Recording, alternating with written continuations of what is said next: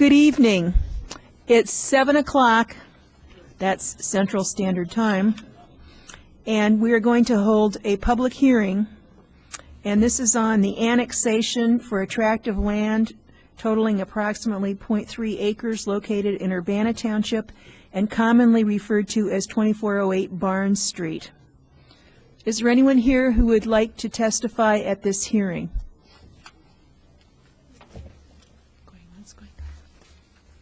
Well, since there's no one who wants to talk at this hearing, I will close it. We'll move on to the Urbana City Council meeting. Would the clerk please call the roll? Ms. Barnes? Here. Mr. Bowersox? Here. Mr. Garrett? Here.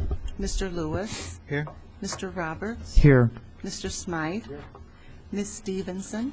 Present. Mayor Pressing? Here. First item is approval of the minutes of the previous meeting, which is December 1st, 2008. So moved. I second.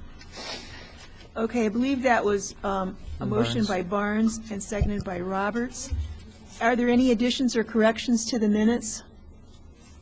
If not, all those in favor, please signify by saying aye. Aye. Aye. Those opposed? That motion carries. Additions to the agenda? Petitions and communications. Anyone like to address the Urbana City Council? If you would, there's a form to fill out, and you have 5 minutes to state your case.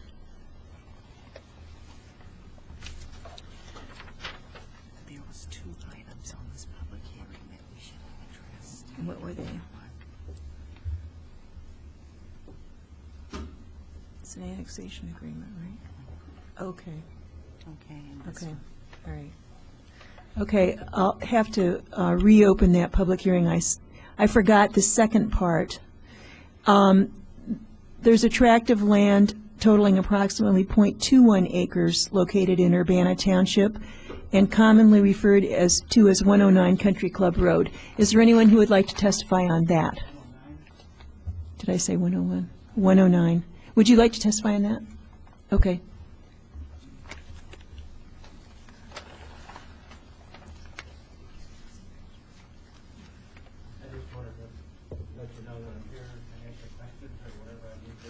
When this comes up is all I'm really wanting to do.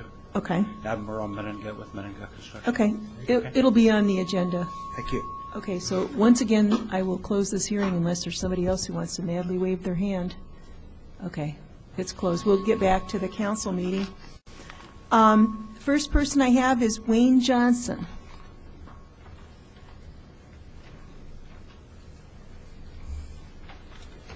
Hi, I'm Wayne Johnson. I am a veterinarian. I live at 1810 South Vine Street in Urbana. I'm here to speak against the loan guarantee to the Urbana Development Group. I see this proposed ordinance as being somewhat similar to another fat cat bailout. A group of affluent do-gooders who want to flip some old, obsolete, and in some cases decrepit homes. They don't have enough money for their gaming, so they come to us, the people, asking us to bear on our backs the responsibility for their risky and expensive gambit. This proposed ordinance creates moral hazard since it will insulate the UDC from risk. Parties insulated from risk do not behave the same as those fully exposed to risk. I am seriously concerned about the outcome since this program exposes the taxpayers of Urbana to the risk while protecting the players. We all know about the housing market issues and the global financial crisis, and it seems if there ever was a time for such a program as this, it is surely not time for it now. It appears that the only fruit of this project is to exalt and perpetuate that particular notion of vanity that old houses have some value other than providing people a place to live. I do like old houses, but I do not agree that the city of Urbana ought to be creating a massive outdoor museum of obsolete architecture, particularly since the good citizens of West Urbana don't even want to let me park on their street so that I can stop by and enjoy their beautiful dwellings in the morning sunshine. Old houses need lots of repair and upkeep. They can be hard to heat, hard to cool, and hard to maintain. We have to realize that our history is only about 200 years here, and the original cabins the settlers lived on that had some real historic development, they're all gone. Likewise, these old and drafty wooden structures reach a point that neither boutiques nor Botox will revive the sags that time and chance have produced, and it is time to go on with a simple enjoyment of life.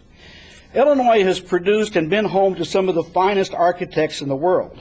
New doesn't mean bad any more than old equals good. Which brings up the question, what is really going on here? Houses have a facade that faces the viewer. Let's look behind the facade. West Urbana is a mixture of multifamily apartments and single-family dwellings. Multifamily dwellings are more ecologically efficient than single-family dwellings and therefore have an advantage in sustainability. This development group wants to push water upstream. The facade of historic interest is a plan to elevate property values and gentrify a mixed neighborhood and do it at risk to the taxpayer while trampling on the rights of property owners. I am not opposed to people fixing up old houses, but they should do it on their own nickel and not use the iron fist of the status power to harm others. Economic development is the growth and promotion of activities that result in real productivity. If you throw out or prevent the occupancy of space by multiple families and allow only single families to live in that space, that is actually economic regression in a real sense. This ordinance appears to represent a misuse of economic development funds. Finally, why are we on this path of welfare for the well-off? We have hundreds of people in our community who need jobs, who need recreation facilities, meeting places, and other fruits of genuine economic development. We have lots of closed shops and empty commercial spaces. What for are we looking at this disingenuous program of welfare for the rich, a program of more vanity and more largesse, while our other fellow citizens have obviously greater needs? There is a peaceful revolution occurring in this country. It is a revolution of love, freedom, and basic human values. Quoting Dr. King, "A true revolution of values will soon cause us to question the fairness and justice of many of our past and present policies. On the one hand, we are called to play the Good Samaritan on life's roadside. One day we must come to see that the whole Jericho Road must be transformed so that men and women will not constantly be beaten and robbed as they make the journey on life's highway. True compassion is more than flinging a coin to a beggar. It comes to see that an edifice that produces beggars needs restructuring. A true revolution of values will soon look uneasily on the glaring contrast of poverty and wealth." This program only exacerbates the distance between poverty and wealth in this community.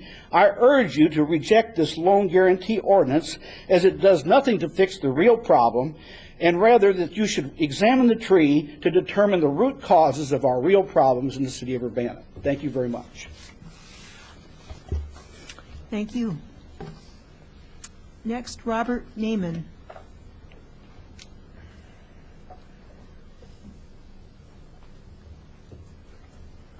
I forgive my ignorance of council procedure. Is it not possible, as in the committee meeting, to address it, the topic when it's on the agenda, or in this meeting it's all at the beginning? Is that correct? Either. Oh, okay, because I had asked to address it when it came up on the agenda. Oh, sorry about that. Is that okay? All right. We'll see you in a few minutes. Anyone else want to address the council? I don't believe we have any old business. Reports of standing committees, that would be Dennis Roberts. Yeah. Well, I'd like to put forward some of the ordinances that were approved by the Committee of the Whole for the consideration of the City Council. First, an ordinance number 2008-12-138, an ordinance vacating a public alley in the Church Street, Park Street, Lincoln Avenue, and Busey Avenue block. For the Committee of the Whole, I move its adoption. Second. Motion by Roberts, seconded by Lewis. Any discussion? Would the clerk please call the roll? Ms. Barnes? I'm recusing myself. Mr. Bowersatz? Yes. Mr. Garrett? Yes. Mr. Lewis? Yes. Mr. Roberts? Yes. Mr. Smythe? Ms. Stevenson? Yes. That motion carries. Okay. Mr. Roberts. I'm going to present the next three traffic ordinance-related items together in an omnibus fashion.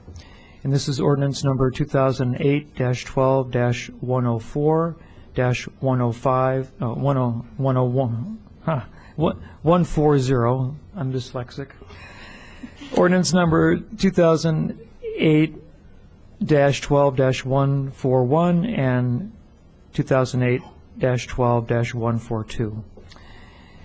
These are ordinances, first one amending Schedule H of Section 23-93 of the Urbana Local Traffic Code requiring stop signs at certain intersections, these being Bond Circle at Stone Creek Boulevard, Venturi Court at Stone Creek Boulevard, and St. Andrews Road at Stone Creek Boulevard. Ordinance 141, an ordinance amending Schedule J of Section 230172 of the Urbana Local Traffic Code establishing curb loading zones on certain streets. This is at Mumford Drive and Anderson Street. And ordinance -142, an ordinance amending Schedule L of Section 23-187 of the Urbana Local Travel Code prohibiting parking at all times on certain streets, being Scoville Street at Philo Road. For the Committee of the Whole, I move their adoption. Second? Motion by Roberts, seconded by Stevenson. Any discussion? Oh, Bill Gray.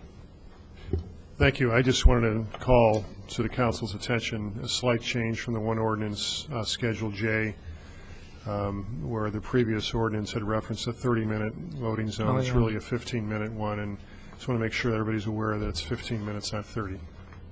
That's all. Thank you very much, Bill. I forgot. I read that. Okay, as amended.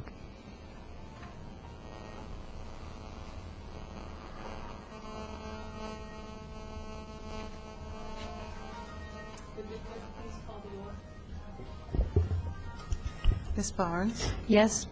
Mr. Bowersox? Yes. Mr. Garrick? Yes. Mr. Lewis? Yes. Mr. Roberts? Yes. Mr. Smythe? Yes. Ms. Stevenson? Yes. That motion carries. Mr. Roberts. We come to ordinance number 2008-12-143, an ordinance revising the annual budget ordinance, and this pertains to the Get the Lead Out Grant, Phase 5. For the Committee of the Whole, I move its approval. Motion by Roberts, seconded by Smythe. Any discussion? Would the clerk please call the roll? Ms. Barnes? Yes. Mr. Bowersox? Yes. Mr. Garrick? Yes. Mr. Lewis? Yes. Mr. Roberts? Yes. Mr. Smythe? Ms. Stevenson? Yes. Mayor Pressing? Yes. That motion carries. Okay, next comes a resolution, number 2008-12-028R, a resolution authorizing the mayor to execute a certification of consistency for the Housing Authority of Champaign County 5-year plan for the year 2005 to 2009 and the annual plan for the year 2009. For the Committee of the Whole, I move approval. Second. Motion by Roberts, seconded by Lewis. Any discussion? Charlie Smythe. Yeah, I'd just like to thank the Housing Authority and staff for getting me a number of answers over the week. The one thing that we are in a situation where we do have less public housing than we did a number of years ago, about 150, 160 units less than we used to have. So I think it's I'm adamant that we pursue some redevelopment, some additional acquisitions, and so on. And the plans there, hopefully, the federal funding will come forward as well. So thank you. All those in favor of the resolution, please signify by saying aye. Aye. Those opposed? That motion carries. Okay. Mr. Roberts. Then we come to ordinance number 2008-12-139, an ordinance annexing certain territory to the city of Urbana, being 2003 Airport Road, property of Delbert and Sarah Dahl. For the Committee of the Whole, I move the approval. Second. Motion by Roberts, second by Lewis. Any discussion? Would the clerk please call the roll? Ms. Barnes? Yes. Mr. Bowersox? Yes. Mr. Garrick? Yes. Mr. Lewis? Yes. Mr. Roberts? Yes. Mr. Smythe? Yes. Ms. Stevenson? Yes. That motion carries. Mr. Roberts. This is resolution number 2008-12-026R, a resolution to provide financial reporting on the Internet for the City of Urbana, Illinois. For the Committee of the Whole, I move approval. Motion by Roberts, seconded by Smythe. Any discussion? Mr. Smythe. Oh, I just was going to add, doing a little checking, but I don't have some counts yet, but a number of communities are doing this by resolution, policy in other words, and some communities are doing it just to do it. So we're not alone and communities have chosen to do this by both methods. Thank you. Mr. Gehrig. I just wanted to say that I don't object to the council looking at this kind of mostly symbolic resolution occasionally, as long as it is an occasional thing and as long as it can be done expeditiously. It strikes me a little bit as a resolution that says that we are all agreed that the day after Tuesday is Wednesday, that we're doing something that's already being done. Okay. All those in favor, please signify by saying aye. Aye. Those opposed? Mr. Roberts. Finally, we have resolution number 2008-12-027R, a resolution in support of the Employee Free Choice Act. And for the Committee of the Whole, I move approval. Motion by Roberts, seconded by Smythe. Mr. Neiman.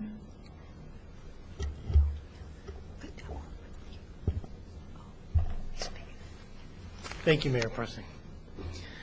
I addressed the council meeting as committee on this topic last week, so I'll just try to briefly summarize my argument from last week. Workers in the United States have the right guaranteed by law to organize if they wish into a union. However, unfortunately, for many workers in the private sector today, this is a right in theory and not in practice. There are three key problems and three key remedies in the Employee Free Choice Act. First, today, many anti-union employers, the unions are required in the private sector de facto to demonstrate majority support twice. Once when they submit a majority of signed authorization cards, and once in the subsequent NLRB, National Labor Relations Board ordered election. Many anti-union employers today, in violation of the law, use this period between the two demonstrations to mount illegal intimidation campaigns. Employee Free Choice Act would address this by no longer requiring unions to demonstrate majority support twice. The first demonstration of majority cards would be sufficient. This is, of course, deeply related to the second problem and remedy, which is that today private sector employers routinely violate the laws by engaging in illegal retaliation, including firing union organizers, one of the most extreme things, and there's no effective punishment. The Employee Free Choice Act would address this by imposing fines on employers who violate labor laws.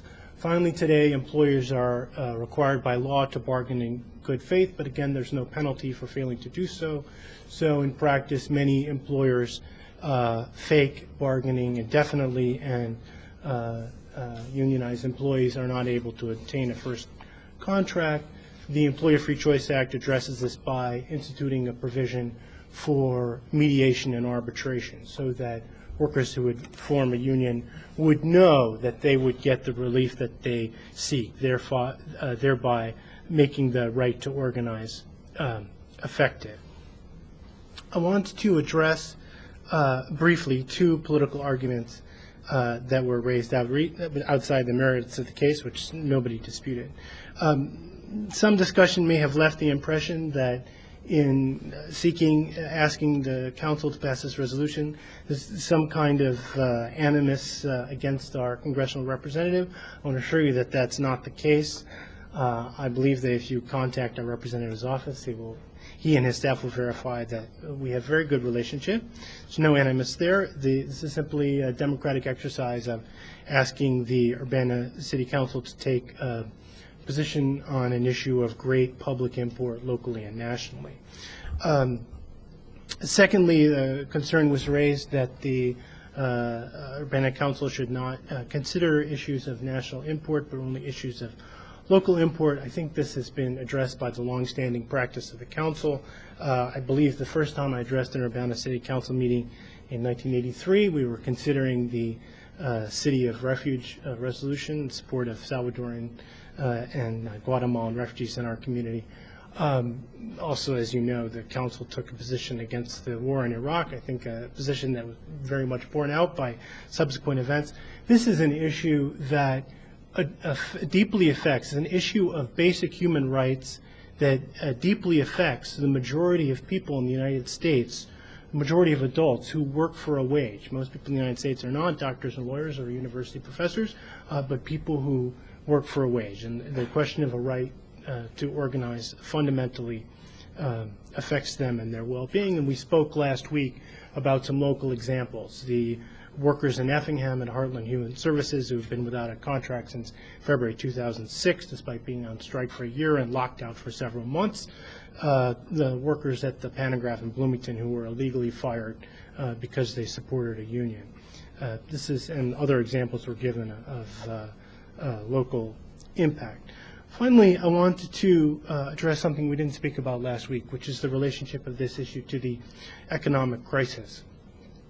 The last major reform of labor law in the United States was in 1935. It was the passage of the Wagner Act, and it was explicitly seen by the Roosevelt administration and advertised as an economic reform measure in addition to a human rights measure.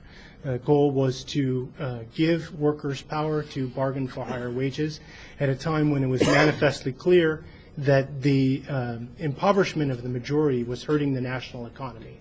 We're in a similar situation today. We're entering, and we have entered, we're already in recession, facing a major economic crisis greater than most of us have seen in our lives, and although this may have not have as much of a direct impact on us personally, we can see it all around us, and of course it affects the finances of the state and local government. And we urgently need national policies to redress this imbalance so that the standard of living of the majority of people can rise, so that they can spend money to stimulate the economy. I know some of you have a background in economics, and you know exactly what I'm talking about. So this is exactly this time of economic crisis is exactly a time when we need to be considering policies to raise the wages of the majority. Thank you for your consideration. Thank you. Okay, there's a motion by Roberts, seconded by Smythe. Did you want to say something? Lynn? As I mentioned in Committee of the Whole, I'll be voting against this motion. Undoubtedly, it's an important topic and is worthy of great discussion. I don't feel that this is an appropriate forum. I'm concerned that we stay focused on items where our debate actually results in actions that we control and that we are held accountable to. And I believe that that's what my constituents elected me to do. And for that reason, I'll be voting against this. Brandon? Yeah, I just wanted to ask for a roll call vote on this one so that the vote is clear. Dennis? Again, as I spoke in Committee of the Whole, I did ask Vasilia Clark, who is our personnel director here at the city, if the city had policies and ordinances that address this particular issue as far as fair labor management and bargaining. And of course, the city of Urbana has a history of being open and fair bargaining with the unions, and has recently, in record time, settled contracts with the various, the fire department and the police department this past year. Vasilia said that to her knowledge, there was not a specific ordinance addressing this issue in the city law, that any claims about unfair labor practices would be made to the Human Rights Commissioner and could be a human rights ordinance question. and that during her tenure as a human rights officer, no one had ever come to her to file a complaint regarding this issue. I thought that was a good record for the city of Urbana. I agree with Lynn that the city really ought to be addressing local issues and not advising the nation on how to do national business. But there is, of course, a trickle-down effect, and everything that happens in the nation does bear upon our lives as well. And because there's many constituents in my my voting precinct and my ward that care about history of labor and fair practice, I'm going to vote for it. Anyone else? Charlie? Well, I would disagree that this isn't a local issue. I mean, to me, it very much is a local issue. The right of workers, you know, that's our neighbors, ourselves, whatever, to form a union is part of labor law, and unions are behind the 8 ball when it comes to unionizing. They don't have the same rights that the corporations do, and this only serves to help bring some balance. We have a number of employers in this area that would be subject to unionization. One of them comes to mind, and we all know who that is, who's had a notorious anti-union policy. Those workers end up on our health care rolls. They're, you know, many of them make up the lowest of the low in terms of income, and they put a burden on our social services, be it health care and other things. So this is a local thing. If we can have reasonable wages and health care policies at the local level, it has less impact on us as a city. It has, you know, a positive impact on our constituents. So to me, it very much is a local issue. Thank you. Bye. Have a good night. Are you going to say good night and good luck, or? Okay. Brandon has requested a roll call. Would the clerk please call the roll? Ms. Barnes? No. Mr. Bowersox? Yes. Mr. Carrick? Yes. Mr. Lewis? Yes. Mr. Roberts? Yes. Mr. Smythe? Yes. Ms. Stevenson? No. Okay, the motion carries. I don't believe we have any reports of special committees. I would like to make one. Oh, we do? I thought we didn't have any special committees. There is a special Okay, committee. all right. Dennis? All right. I'm claiming the indulgence of the council as a person who's involved in a special committee. The committee is the 175th birthday celebration of the city of Urbana. This has been an ongoing practice. We've been celebrating our birthday this entire year, 2008. December is the last month of our 175th birthday celebration. And I'd just like to point out to the city and the people watching on television that we do have one more event of celebration that we are being conducting. And this is going to be an event on Sunday, December 21st. It's going to take place both downtown and at the Free Library Auditorium and first floor. And the events are going to go from 1 o'clock to 5 o'clock. We're going to be having at 1:15 a cake cutting and madrigal singing sponsored by the University High School Madrigal Group at the Free Library in the auditorium on the ground floor. At 2 o'clock, there's going to be a concert of Carl Johnson and New Orleans Jazz Machine on the first floor of the library. At 3:45, again in the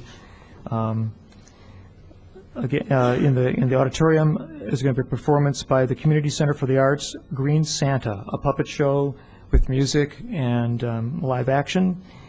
And at 4:15, there's going to be a celebration of music by the Bodacious String Band. And during this entire time, there will be shopping on Main Street. There's going to be a carriage ride taking people around the downtown area at a donation of $2 per person. And this will be going to, the donations will all go to the Central Eastern Illinois Food Bank. So I invite everybody to come downtown, celebrate once again our city's history, enjoy a little bit of holiday cheer, and participate in Magic on Main Street, Sunday, December 21st. Thank you, Dennis. Anyone else? Special committees that I forgot about? Okay, reports of officers. Tony Foster, you look like you're going to report. I am, briefly. My name is Tony Foster. I'm one of the division chiefs at the fire department, and I'm here to talk with the council and with the citizens about hazardous mitigation planning. Myself and Robert Myers are on a committee that is a county-wide committee that other communities are on, that we are organizing a hazardous mitigation plan. As some of you may know, Urbana already has a very good hazardous mitigation plan. That's really hard to say fast.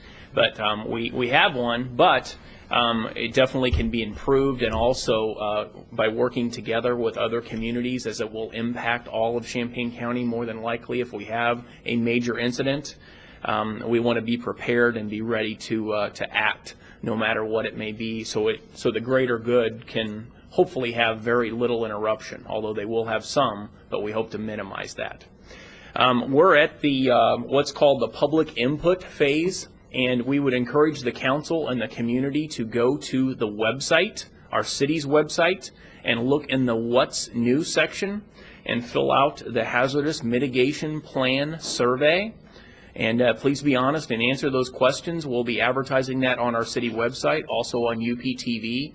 And our committee, the County Hazardous Mitigation Planning Team, will also be releasing some press releases for that. Okay? Anyone have a question for Tony? Yes. Robert Lewis. Do you plan to put in the newspaper this survey as well? The survey will be summarized. I'm not sure if it will be in the newspaper or not, but the survey will in fact be summarized and will be in the final report once we have a plan. Well, what I was just thinking was there's a lot of people that may not have the capability of going on site to do that survey, and you would get a better spectrum by maybe putting in a newspaper and maybe making a mailing of some kind in the Urbana area? That is a thought, and I can definitely run that past the committee. Thank you. Anyone else? Thank you very much. Thank you. Are there any other reports of officers? If not, we'll move on to new business. Yes? You want to switch some things on the agenda? I was just going to move to. Okay. Yeah, we could do That's what we could let's do. do number 7 first. Yeah, we could do. 6 and 7 and 8. No, let's do. What are they? 5, 6, no, and let's 7? Let's do 4 and 5. Those people are waiting, and the others all go together. 4, 5, 6, and 7 are people. Yeah, those are Okay. the 2 annexations as well. All right, okay.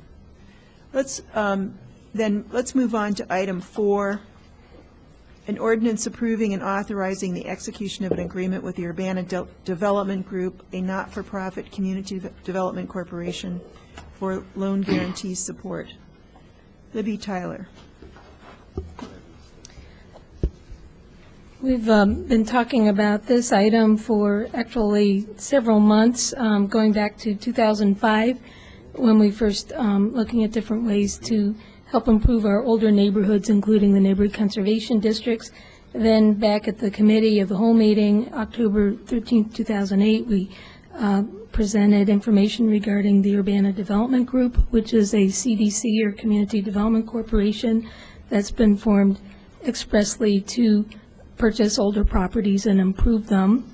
And we talked about the concept of a loan guarantee support for that group as opposed to outright grants or other involvement. So since that time, we've been working hard on an agreement, a draft agreement with the development group, as well as program guidelines and some financial documents. And these are now attached, and basically we would be using some of the city's funds to help provide for a loan guarantee for the commercial loans on these properties. And the group has already begun their work with 2 properties in Urbana and working hard at improving those, and then we'll sell those, and then that becomes a a seed from which they can continue to purchase properties in these older neighborhoods. So attached, you'll find a draft agreement, and we've been working with our legal division as well as representatives of the board of UDG who are here tonight. We have a draft of our loan guarantee program guidelines that we'll use in administering the program. We have a sample form of a loan guarantee from one of the participating lending institutions, and there are others as well that will be working with the UDG. And in addition, we have some protective documents prepared by our legal division with a mortgage that would be attached to the property along with a promissory note, and that is to protect the city's interest for that loan guarantee. Let's see, we've added some provisions in the agreement to clarify the city's role in reviewing the acquisitions. These would be administered by a member of the Community Development Services Department, and then there would be at least an annual report to the City Council. We've clarified the city's interests in terms of pending cases before City Board or Commission, and this is to avoid any conflicts of interest.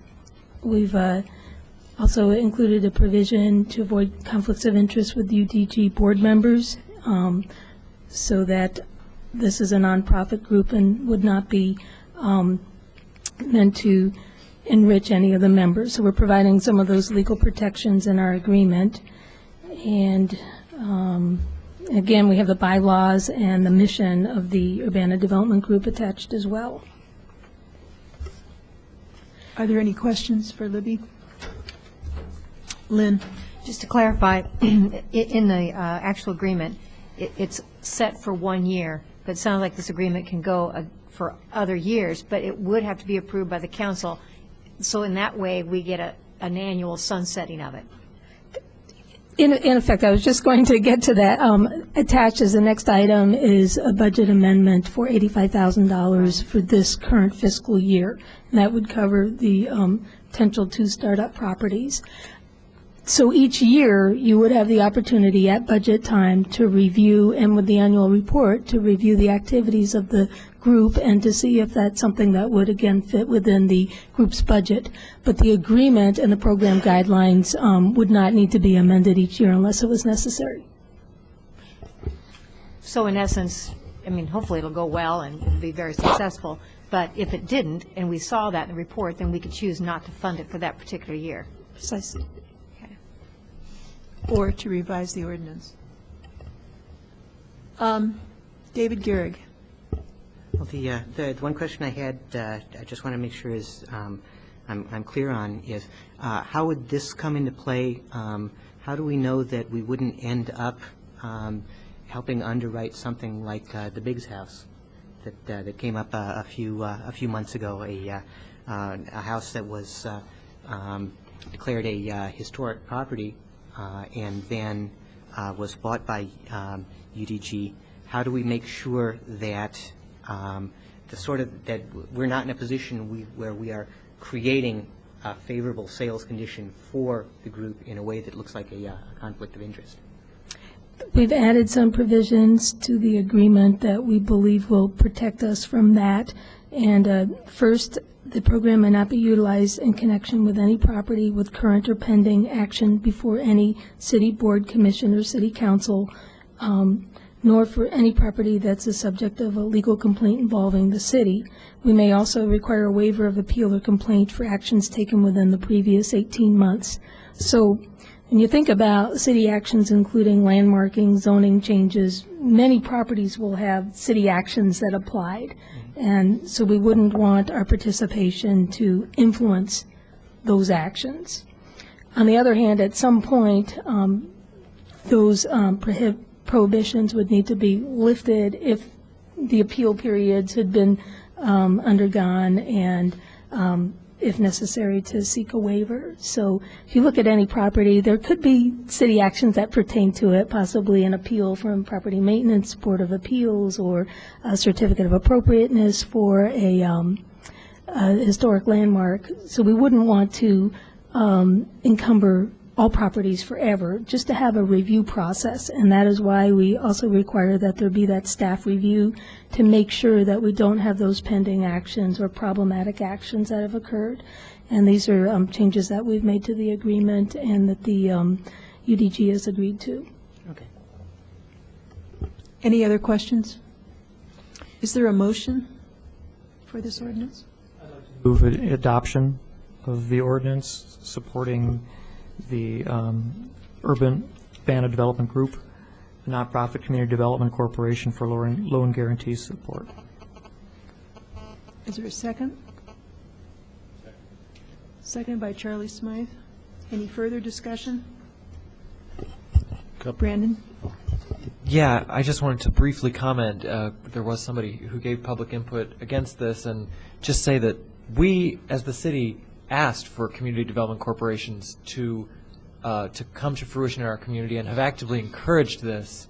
We, one of our goals is to be able to have a housing stock that's rehabbed and in good shape, and including historic homes. And we decided the city couldn't do that on its own, that we needed not-for-profit partners in the community to make it happen. So I strongly support this and think that it's great that we can help it even without giving necessarily any dollars, but just by underwriting this loan so that this group can get off the ground and start the project of fixing up some of these amazing homes. So, so I strongly support it and encourage others to. Actually, it's not a loan. It's just backing up. Yeah, I guarantee. Yeah, so we may not have to spend any money.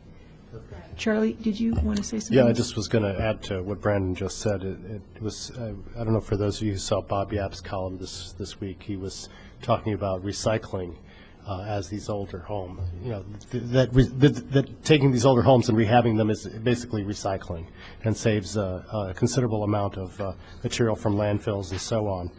They can be a quality. Some of these homes are of such high quality that with careful investment, they can be made energy efficient and so on. So I trust the people involved here. I think know what they're doing.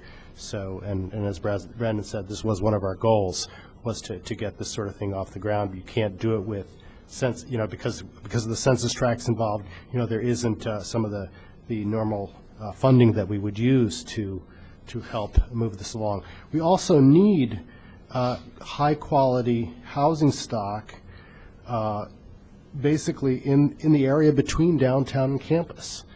You know, those people are shoppers downtown. We need to maintain families with kids in these parts of the community, and in effect, you know, it's good infill development. As we have many of these high rises going up all over the community, with modern conveniences that a lot of students find attractive, I think we're going to see a need to make sure that some of these homes are well kept and you know, get families into them. We have some great schools in the vicinity, so I strongly encourage you to support this. Dennis Roberts. I'd also like to voice my support for this loan guarantee. The fact that the city is not actually responsible for any funds to the development group unless there is some kind of problem with the sale of the home, and the fact that we're merely backing a loan guarantee here that local banks have been willing to support 100%. This is a very high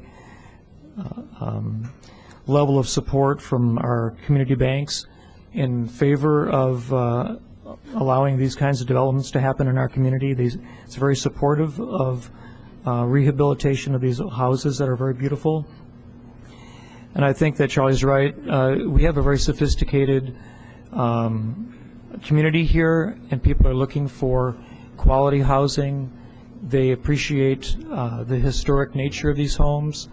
They recognize the quality of the interior structures of these houses and the detailed finishing of the woodwork inside of the homes, and they are happy to continue the productive use of these houses into the future and maintain them once they are purchased. And so I think it's very important to supply the university community who's purchasing these beautiful houses with the kind of stock that we could be proud of and it could become part of the history of our city. I would have loved to have been able to financially support the Urbana Development Group forthright through city funding, but at this point it's not possible, so I think it's appropriate for the city to assist in the way it can through helping to guarantee the loan, which the bank says they're very pleased to prepare for the corporation. So I support this, and I think it's very important.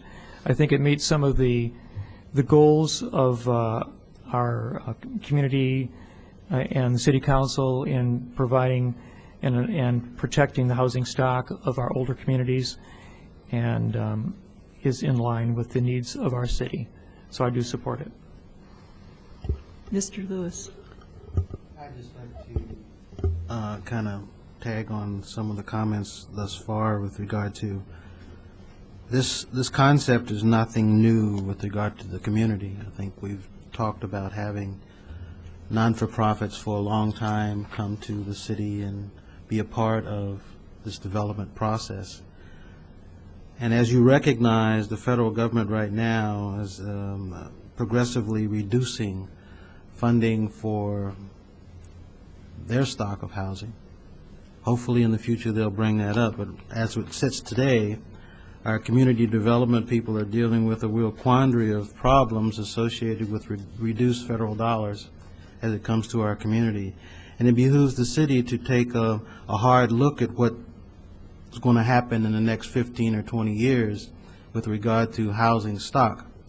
And this is just one ingredient that will help the city maintain and grow as a city.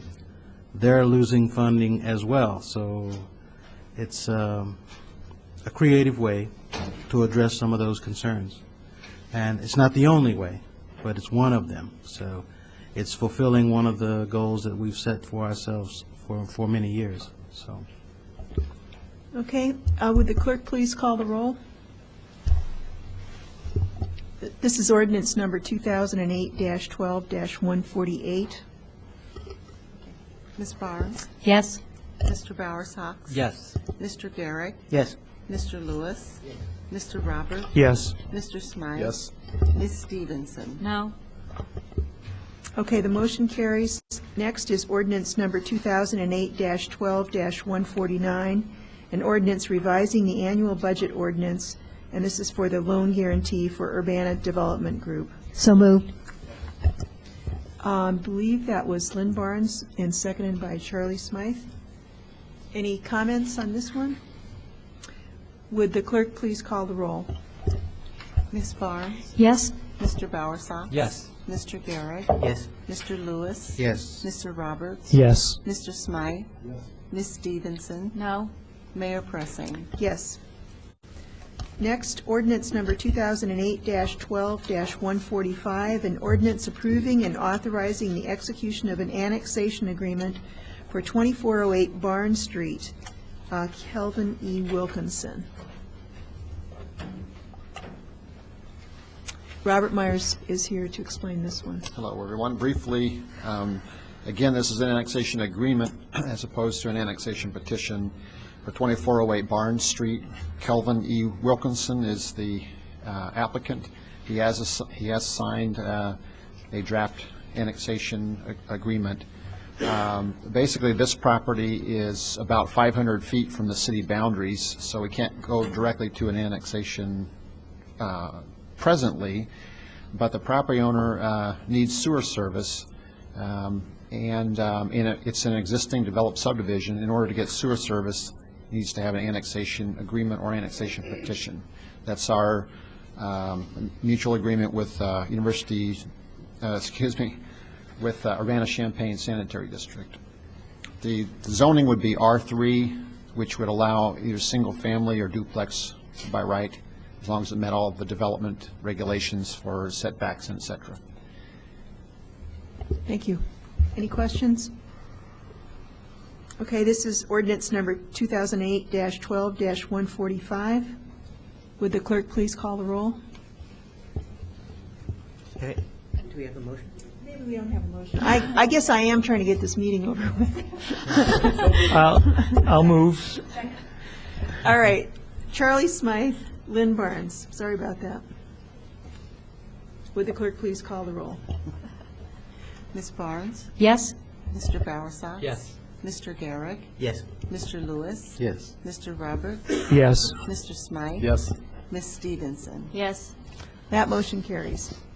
Next, ordinance number 2008-12-146, an ordinance approving and authorizing the execution of an annexation agreement, and this is for 109 Country Club Road, Meninga Construction Incorporated, and Mr. Meninga, Merle Meninga, is here in support of it, but he has chosen not to speak, but he's willing to answer any questions that you have. Again, this is an annexation agreement for property at 109 Country Club Road. It's an existing lot that was platted in 1947. There are already houses and duplexes all around it. They're requesting annexation agreement because they're attempting to build a duplex on this property. They have approval in the county to build a duplex, but in order to do that, they need an annexation agreement because they need sewer service. That seems to be an ongoing theme here in the last few weeks. But in this annexation agreement, the property would be zoned R3, which should be single-family and duplex residential. That would allow a duplex. As part of that, they're also requesting 2 variances for lot width, and the reason for that is that to do anything in this zoning district, you have to have a minimum lot of 60 feet wide. To have a duplex in this zoning district, you have to have a lot 60 feet wide. It's only 53 feet wide. It was platted in 1947. So since the zoning allows, proposed zoning allows a duplex, and they have approval for a duplex in the county, it only seems appropriate because they need a variance to do anything, essentially, to build anything on this, to rebuild anything on this lot. So unless you have any other questions, both city staff and the Plan Commission, in a vote of 8-0, is recommending for approval. So moved. Second. Okay, that was a motion by Stevenson and seconded by Smythe. I got a question. Mr. Roberts. Okay. I don't have a problem with this, the construction of a duplex here on this area. What I do have a concern about is perhaps the design of the building itself. It looks like a long lot, and many times when we have, these very long lots, the doors and the windows to the entrance to the duplexes are along the side of the building rather than the front. But it's been the practice of the city to desire and to request that the fronts of the building that face the street look indeed like a home, have appropriate number of windows, have perhaps a porch or an entryway. And I'm just wondering if the city is going to be watching to see some of these elements in the plans that are drawn up for the city for the duplex construction. Mr. Meninga, would you like to answer that?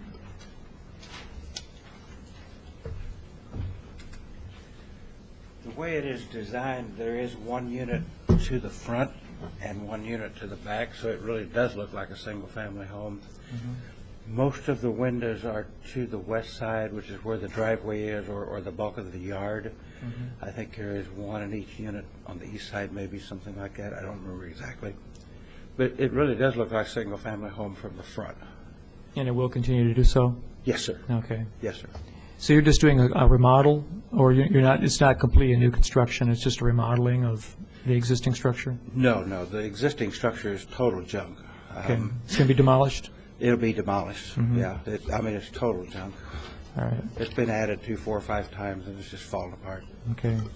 All right. I'm just going to say that it'd be the desire of the city to see that the face of the building that faces the street, which is north face of the building, have the appearance and sizing and gable, the structure of the gable, and to look like it was part of the rest of the neighborhood as a residential structure with appropriate, some windows and a door, if possible, facing the street. And it will have that. Okay, that'd be very excellent. Thank you. Heather? Mr. Menega is my neighbor, and he has a beautiful home and has construction that he's done around the city, and it's nice construction, and I believe that we can trust him to have an outstanding building, home duplex there on the property. Okay, thank you. Anyone else? Yes. On the annexation agreement with regard to the space, physical size of the lot, do we grandfather that as a norm?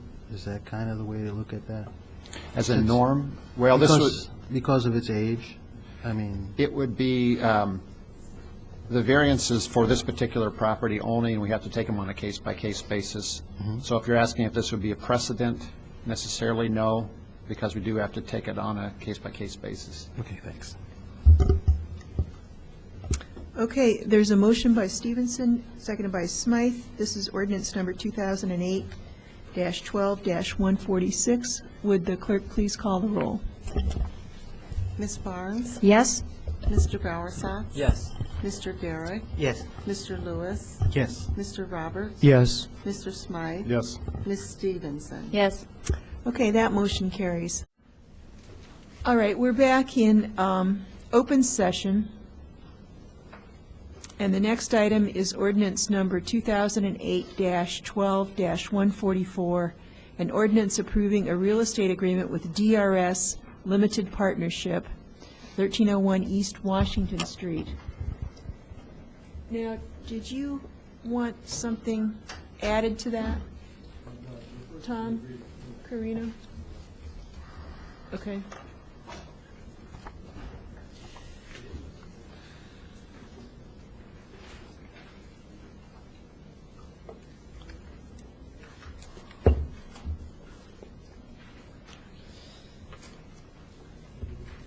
Did you want to say something, Tom?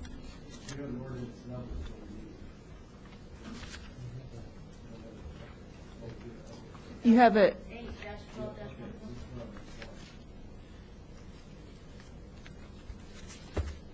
Okay, Tom Carino. There is a real estate agreement that is an attachment to the ordinance. Upon approval of the ordinance, staff will provide the real estate agreement to the clerk for attachment. Okay. We should, okay. Is there a motion? Yeah. I'll make a motion to approve ordinance number 2008-12-144, an ordinance approving real estate agreement with DRS Limited Partnership. Second. Okay, motion by Roberts, seconded by Gehrig. Any discussion? Would the clerk please call the roll? Ms. Barnes? Yes. Mr. Bowersox? Yes. Mr. Garrick? Yes. Mr. Lewis? Yes. Mr. Roberts? Yes. Mr. Smythe? Yes. Ms. Stevenson? Yes. Okay, that motion carries. Now, we have a motion to execute the real estate option and contract for 302 West Springfield Avenue, Allman's Auto Repair. Tom Carino. The real estate option and contract for this property was included in your packet, and we're recommending a motion for approval. So moved. I would make the motion. Okay, motion by Lewis, seconded by Roberts. Any discussion? All those in favor, please signify by saying aye. Aye. Those opposed? That motion carries. Then I think what we have left is item 8, ordinance number 2008-12-147, an ordinance amending the zoning ordinance of the city of Urbana. That's all this. Okay, we have a motion. Why don't we get motions first, and then we can have the staff to explain it to us. Okay, it was a motion by Stevenson Second. and seconded by Garrick. Okay. All right. Yes. Okay. This is a periodic update to the zoning ordinance. Something we do every couple of years, and this is a little overdue this time. These are, there's several amendments proposed, mostly minor things, things that have come up during administration of the zoning ordinance. The basic idea here is to assist in administration of the ordinance by reducing inconsistencies and updating regulations. The last update was in 2006. Since then, there have been a few typographical errors and inconsistencies found. So hopefully we're going to clear up all the errors with this one. A couple things we're not seeing in this, but future amendments to the text amendments, or future text amendments to the zoning ordinance will be a design guideline overlay district for the Lincoln-Busey corridor, changes to the sign ordinance, new lighting standards, and a university zoning district. Those will be coming up in a few months. For this this memo, contains a few parts. The memorandum explaining the major changes. The first attachment is the actual adopting ordinance, and then the actual exhibit to the memo is called Exhibit A. And in this Exhibit A is where we've got the underlines for new text and strikeouts for old text. So we'll just, if we have any questions, I think it'll be easy to refer to page number in Exhibit A. Are there any questions for Jeff Angstrom? Dennis? Yeah.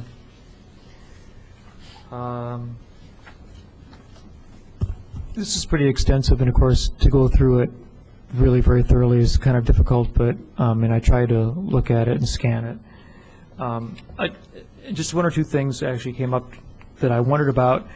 One of them was in, let me see how I can even identify this. On page 7 of the top memo outlining the ordinance, at the bottom of the page, section 11, paragraph V-10B is amending an overlay district, and it mentions the different kinds of businesses that can be conducted within the district. And I came across telegraph office. It seemed like an kind of an antiquated kind of business practice, and I'm wondering if we have any such in this town. And was that left in on purpose, or are we thinking that it's likely there's going to be a telegraph office in the future anywheres? No, actually, there were several terms we tried to update and make more modernized, and we missed that one, apparently. I don't think there's any telegraph offices. I'm not sure if that refers to anything else. How about Pony Express? Pony Express in there?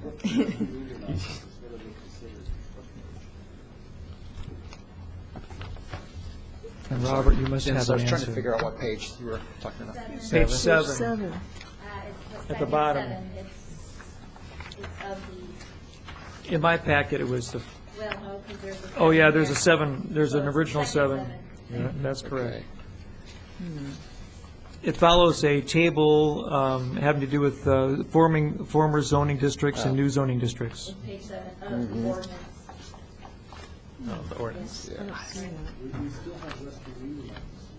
Following uses are permitted by right in the overlay zoning in this overlay zoning district, if constructed within the same structure as a healthcare related business. Okay. Yeah. Well, you could consider that just like, yeah, exactly. You could consider that like a Western Union office or anywhere where they electronically forward cash or messages, things like that. There's probably a more up-to-date term for that, and we can note that for future reference, or if you feel like it's really important, we could make those changes. Because the whole point of this was updating and modernizing our ordinance, it just kind of struck a bell, so I had to ask about it. Sure. Well, it seems like we could, as soon as AT&T changes its name to something besides AT&T, then we'll take their lead and change this language. Okay. I had a quick one. Thank you. Robert Lewis. I had a couple. Just As it relates to, we had some concerns about buffering at some point relative to residential area. How have we addressed any, if any, those concerns in buffering? From what? Buffering from what exactly? I'm sorry. Landscaping, like, for example, at Meyer, for example, that was the latest one that came up. And I saw in here that we were talking about landscape buffering, and it's relative B1, you got B2, and you got in conjunction with R7, R1, R2. Okay. You know, in the residential areas, this issue came up. Have we done anything to address that at this point? In short, no. Basically, in this ordinance, I think that might be a more larger, substantial thing to do in a separate ordinance. But for this one, we've gone through the section on yards and buffering, I think section 6-6, and we've struck all the language. And what we've done is we've replaced it with a table, which makes it much more easier to figure out exactly what the regulations are. Right, I saw that. That's pretty good. But the language itself regarding buffering has not been changed except for a couple things. We're now require screening for trash containers between non-residential uses and other properties. And also ground-mounted mechanical equipment is something else we're proposing to require screening. Well, the reason I raised the question, the first thing that came to mind when we had that concern about noise, we don't really deal with the issue of attenuation on mechanical systems as it relates to hospitals, for example. There are mechanical methods that can be required to minimize those kinds of noises, and basically it's attenuation on those units, that, especially when you get in the upper horsepower motors and that kind of stuff. And maybe we might want to consider that in the future, not this time, but in the future, how we address attenuation even on vehicles that would be parked with continually running refrigeration, for example, that they would require that they have attenuation to not allow that sound to travel out X number of feet from that vehicle, for example. That would be one way of solving a lot of the close proximity problems that's been generated recently. Yeah, I think that Robert's raised a really good issue. We have that problem at the new Meyer. I call it berm failure. But I think we really need to deal with this whole issue of noise and making sure that two different uses right next to each other, that there's an analysis of what the noise impact is going to be. Because this is dealing with visual, I imagine, rather than with noise. That was the intent, yes. But I'm sure that's a very complicated issue. But I think it's something that we need to address, because we do not want this problem to come up again. I mean, we haven't even solved this problem that we have currently, and we can't afford to keep running into this issue. Sure. The only thing I wanted to raise was that there are technologies out there now that it's been around for many years. In the major cities, they use it all the time. Chicago, Philadelphia, New York, and it's a requirement. And maybe we want to think about that as it relates to, as we grow, we want to think about how we address those. I'm surprised that they did do it at Carl with regard to the mechanical building. I knew specifically what went in there, so it's easy for me to deal with that. But in terms of what we have to do in the future, it would be good to use that technology and have it required rather than going through all the trees and bushes that take 5 to 10 years to grow, that kind of thing. Okay. Our zoning ordinance, by and large, doesn't deal with sound directly. We have a sound ordinance that deals more directly with that. And it is true that our zoning ordinance deals more with separation of uses, but then also visual screens. And that visual screening sometimes is vegetative, and sometimes it's fence. and that may or may not be sufficient in order to deal with sound, especially if it's, continuous, low wavelength or just plain loud. And in those instances, we rely heavily upon the sound ordinance. Now, occasionally, though, zoning does come into play, like special use permit, and like the Aldi's store that was part of that special use permit, that the air conditioning units on the roof that I recall, that was just before I got here, so I'm going on by what's in our files. But they did put up a noise barrier or baffle around that mechanical unit, and we are requiring that now in our zoning ordinance for the first time, that mechanical units be screened. So that would be both a visual screen and it would help with the noise. So I think that would be helpful. We're also requiring in here, we are requiring now that new trash dumpsters and containers, those would need to be screened for the first time. Sure. And just having the table much easier to use, I think will be helpful for everyone, including us. That's why I raised the question. Yeah. The table's so easy to use. Yeah. What about berms?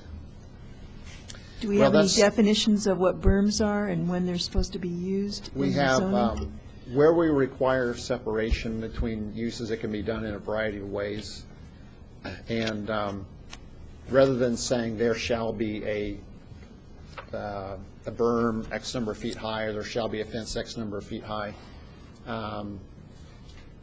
where we allow separation, it could be by vegetation, by fence or berm, and there's distance, there's various ways to do it. Is there a question? Dennis Yeah, Robbins? and I wanted to tie in comments on the point that Robert Lewis raised and the mayor has commented on about noise. The mayor said that we've had problems with adjacent neighborhoods, people who have bought their homes, and then there's a development, in a property adjacent to theirs, which is a commercial use. And Robert Lewis was talking about noise, generated from rooftop machinery or such, perhaps, in the process of nonprofit buildings or whatever. And in my ward, I've had ongoing complaints about the noise coming from manufacturing that is clearly audible at all times of night in adjacent residential areas. And so I'm hoping that the city can come up with more of an inclusive look at noise pollution problems. And these are situations that are well documented by the Environmental Protection Agency, and our own staff have gone out and tested decibel readings. And what we need is to really think about seriously passing local laws that help govern appropriate noise levels and instituting some kind of method for redressing these, whether it be building a barrier, a noise barrier or something, to protect the residential neighborhoods. Okay. So this is a larger problem perhaps than is intended in this zoning upgrade, but I think it's an important one to look at in the future for us. It's a difficult one, but it's not a one that hasn't been taken care of by other communities in some manner, and I think we should look at it. Okay. Appreciate that input. We'll take Charlie? that back and talk about that. Yeah, you seem to imply that noise baffles were sort of required as part of the screening of mechanical equipment, but that may or may not be the case. I wasn't sure here. Well, I think Screening is one thing, but screening for noise is separate. I mean, requiring look for the baffles exact is word. a little different. we're not saying necessarily that the screening has to be a noise baffle. Right. But just the fact that, well, let's just say you have a barrier around a mechanical Sure, unit. it's going to help with noise, but we could think in terms of actually requiring noise baffle as part of the screening as well. I mean, that's what I'm trying Okay. to say, is that as you consider this, or the next version of this, or consider noise in general, you might want to consider that the screening could incorporate the baffling concept as part of the noise reduction. I have a couple of questions. Some of them are a little bit philosophical. Solar panels, side yards, backyards, I mean, that's great, but I know this came up in a court case in California. People had solar panels in their yard. They were blocked by neighbors growing trees, and they were able to go to court and get the neighbors growing trees trimmed down. You know, I don't know how we're going to address that in the future. Do we allow, you know, some of this new solar roofing materials? I assume that's just an approved, you know, we've got solar roofs. I assume that's just allowed, right? I think that's a building code issue, but I think they're allowed, yes. Okay. Now, in a couple places, the bicycle parking stuff and the new language for dumpsters and such, you know, we're doing it for new stuff. I guess I would be interested in doing some kind of retroactive thing, like over the next 10 years, if you fall in this category, you need to add bike parking, or if you're over the next 10 years, you need to add screening to your dumpsters. I mean, in my neighborhood, with all the sororities, fraternities, and the apartments, it's a constant battle to try to contain existing dumpsters because the lids are never closed, and the wind and the animals go rooting through it all, and stuff ends up in the next yard over. So, you know, I'd be much more interested in both of these concepts being extended in some kind of 5 or 10 year period to apply to all structures. Then the allow for bicycle parking required front yard of the CCD district, 6 foot minimum yard, required yard. How does that work with the sidewalk that's there? Because a lot of that, you know, the sidewalk is the front yard. Right. In the campus commercial districts, well, the required front yard goes up to the edge of the property, and then presumably there's a right-of-way with a sidewalk beyond the property. So they're only required to be set back 6 feet from the property line, which is why we'd like to put allow bicycles in that 6 foot area. So theoretically, there's 11 feet there, and okay. Yeah, not on the sidewalk. Right, not on the right. Okay. Okay. So, and then my last comment is a little bit the widths for access drives, which is in table 8-3, to allow a minimum width of 9 feet for duplex properties. I guess I don't quite follow what's going on there. You know, rather than requiring a 20-foot wide two-way drive. Basically, as it's currently written, a two-way drive for a duplex would require 20 foot, would have to be 20 feet wide. The way the city is built, and I'm trying to remember some of this. Where was this? It's in Article 8. Oh yeah, there it is. Okay. Right, this one. Right, and this is also something that's consistent with other parts of the zoning ordinance. If you have a single-family home and a duplex, you're allowed to have a single drive, only 9 feet wide, that you can go in 2 ways, go in and out, and back out onto the street. The way the zoning ordinance is currently written, if you have a duplex, you couldn't be able to back out down a one-way drive. So this would be more consistent with the regulations to allow backing out from single-family and duplex homes. And I guess it's just something that we feel we don't really need these large drives at every a duplex property. Okay. Yeah, there's a natural break point in the parking between single-family and duplex versus everything else typically, but the driveway table somehow it doesn't really correspond with the natural break everywhere else. And as Jeff was saying, you can back out only from single-family and a duplex in this city, but yet we're requiring, 20 20-foot wide driveways for a duplex, so you don't necessarily really need a 20-foot wide driveway if you can back out from a duplex. You don't have to have it two-way where you go in, turn around on the back lot somewhere and have to come head out. You don't have to do that with a duplex.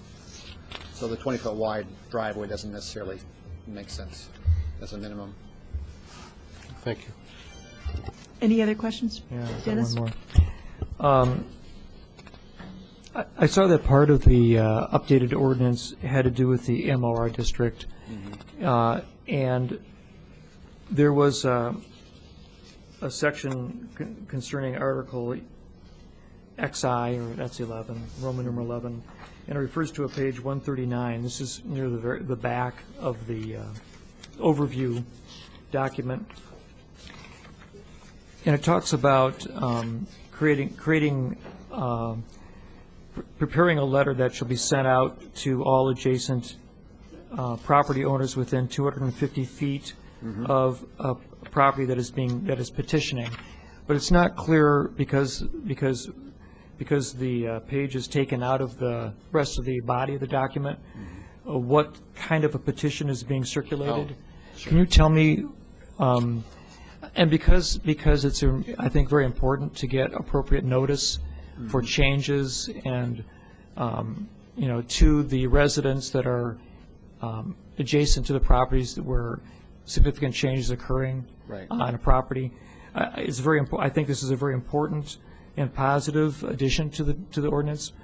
But maybe you can tell me specifically what petitions are being notified here. Well, this is the standard for public notice, generally speaking, for the zoning ordinance. We've done this forever, as long as we, decades. And this is also essentially required by the state in a combination through the state law and in court cases. We've had this in our code for years. 2 years ago, in a previous republication of the ordinance, it was inadvertently taken out. Did not mean to remove this section. Meanwhile, we've kept following it anyway, just like it's second nature to do the public notices, 250 feet, always, without fail. That's the way we always have done it. But we need to insert this language back in exactly the way it was. What we're proposing is exactly the way it was before, which is tried, tested, it meets the state code, meets the court cases.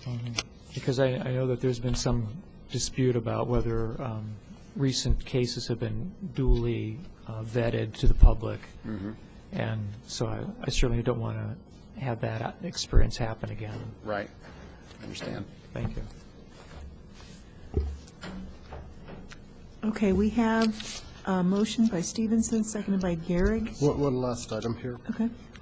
Actually, on page 142 here at the back, what may be a significant change here, depending on how I read this, under protest procedures, decisions here, item 3, F3, is that approval of the site plan shall require, and it goes from 2/3 to a simple majority vote. What page are you on, Charlie? Page 142 at the back, right towards the back. Near the back of the entire. That actually has to do with the Development Review Board vote. Right now, the Development Review Board is the only commission that I'm aware of. To approve anything, they have to approve it by 2/3 majority. That's the way it's written currently. Because of that, honestly, they haven't been able to approve anything. But the other night, it's their first case that they've actually been able to approve. So in the past, everything that's gone to them has not been approved. Even some of them that got a majority vote, but it couldn't get a 2/3 majority vote. And the way it's written now, it automatically gets appealed to the Zoning Board of Appeals. So what's happened in the past, every single case practically has been turned down by the DRB and then goes to the Zoning Board of Appeals. So. And the Zoning Board of Appeals is simple majority? Yes, it's a simple majority. Now, our thinking is that the Development Review Board, the purpose of the Development Review Board is really to improve design of projects that are going forward. And if they're not able to approve anything, how can they improve the design? So we want them to be able to have a positive impact on design in the district. But if they're not able to approve anything with any changes or recommendations, et cetera, then they're not able to have that impact on the design. That's my thinking.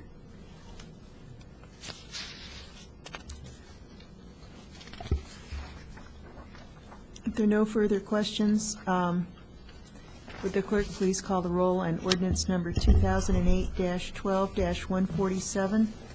Ms. Barnes? Yes. Mr. Bowersox? Yes. Mr. Garrick? Yes.